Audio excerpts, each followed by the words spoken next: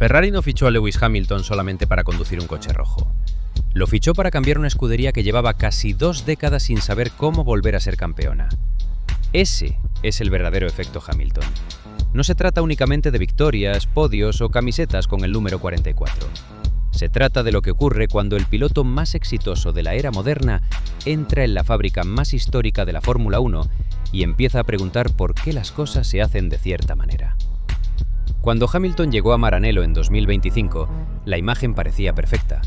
7 campeonatos mundiales, más de 100 victorias. Ferrari, el equipo que no gana un campeonato de constructores desde 2008 y que no corona a un piloto desde Kimi Raikkonen en 2007. Sobre el papel era la unión definitiva. El piloto que buscaba el 8º título y la escudería que llevaba demasiado tiempo intentando regresar a la cima. Pero el primer golpe fue brutal. Hamilton no llegó y arregló Ferrari.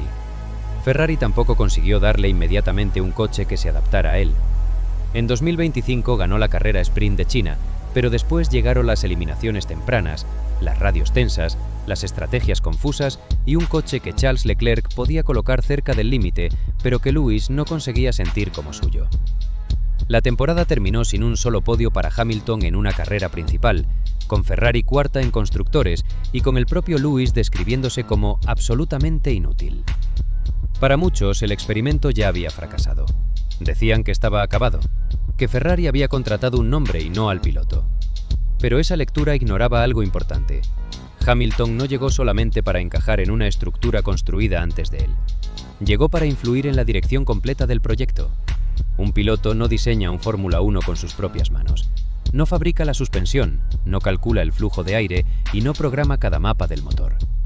Pero sí puede sentir cómo se comporta el coche cuando todo está al límite y explicar qué necesita para atacarlo sin miedo.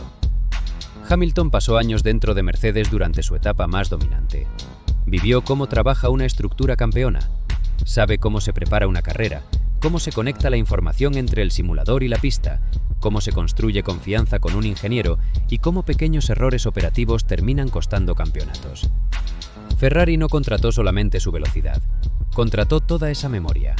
Y por eso su valor empezó a sentirse precisamente cuando los resultados eran peores. Ferrari había detenido muy pronto el desarrollo aerodinámico de su coche de 2025 para concentrar sus recursos en 2026. Hamilton estaba aprendiendo el idioma de Ferrari, sus procedimientos, su volante, su unidad de potencia y una filosofía de coche completamente diferente. Ferrari, al mismo tiempo, estaba aprendiendo a escuchar a un piloto acostumbrado a exigir una precisión extrema. Durante el invierno, Ferrari realizó cambios. Hamilton comenzó 2026 con un nuevo ingeniero de carrera, Carlo Santi, después de una temporada llena de dudas con Riccardo Adami.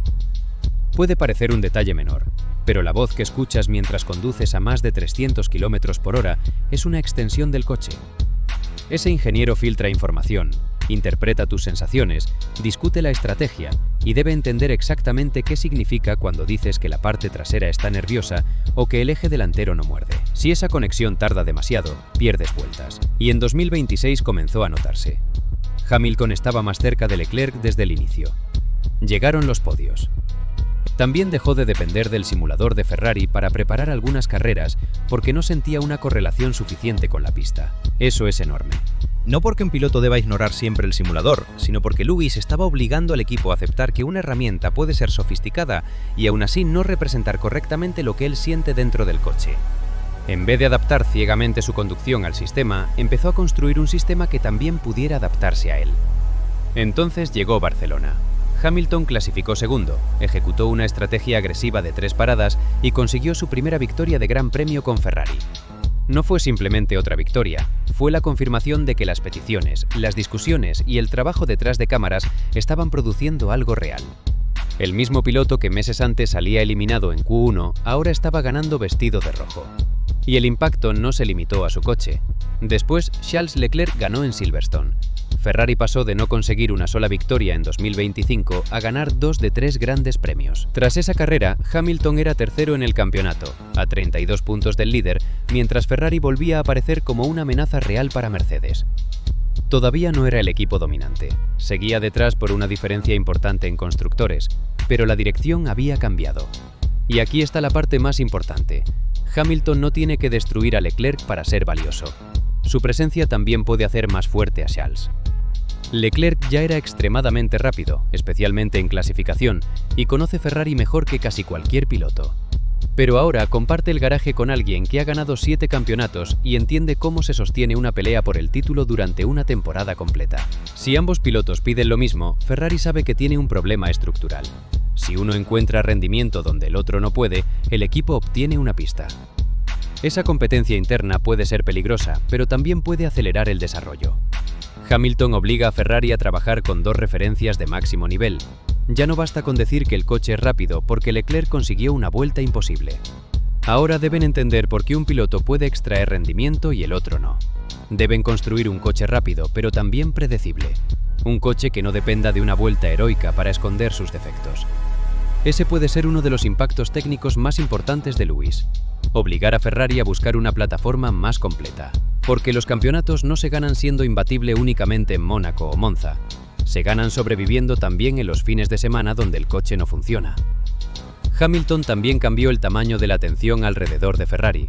La escudería ya era la marca más reconocible de la Fórmula 1, pero Lewis conecta la competición con mundos a los que muchos pilotos nunca llegan: moda, música, cine, cultura y activismo.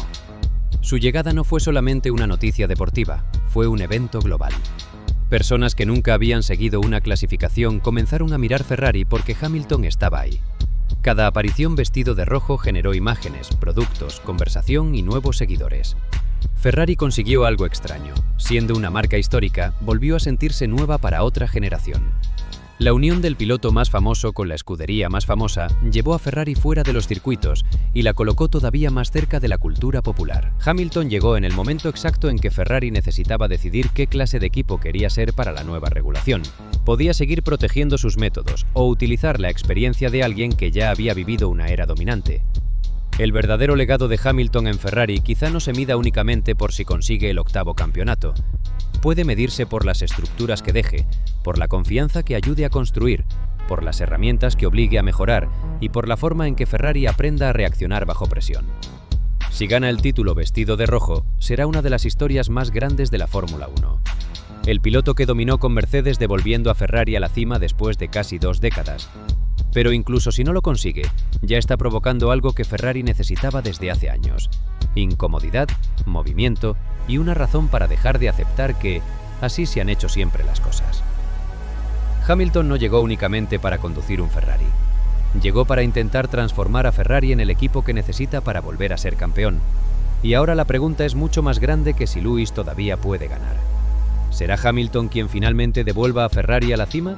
¿O Ferrari volverá a desperdiciar a otro campeón antes de completar su transformación?